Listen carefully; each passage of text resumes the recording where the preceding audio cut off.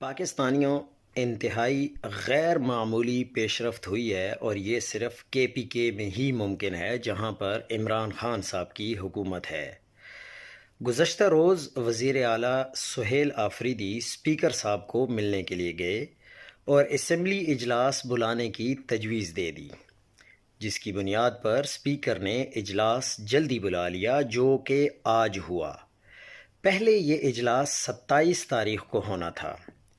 آج وزیر اعلیٰ آفس میں قائد ایوان Sohail Afridi, opposition leader doctor عباد اور اسپیکر صوبائی اسمبلی بابر سلیم سواتی شریک ہوئے، جہاں امن و امان کی کمیٹی متحرک کرنے اور سیکیورٹی اداروں کی جانب سے بریفنگ پر اتفاق کیا گیا۔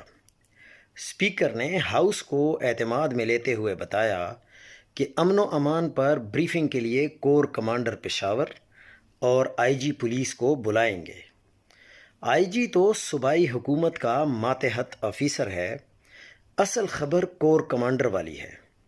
ساتھ ہی وزیر اعلیٰ نے تقریر میں بتایا، فیصلہ خیبر پختونخوا کے عوام کے کریں اور جمعے کو چارسدہ، ہفتے کو خیبر اور اتوار کو کرک کی عوام سے جرگے کے ذریعے رجوع کیا جائے گا۔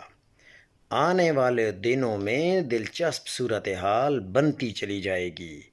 آپ دیکھتے جائیں کہ سہیل آفریدی پوری کوشش کریں گے اور پورا زور لگائیں گے کہ کے پی کے کو جمہوری انداز میں چلایا جائے اور مکمل طور پر جمہوری انداز میں چلایا جائے۔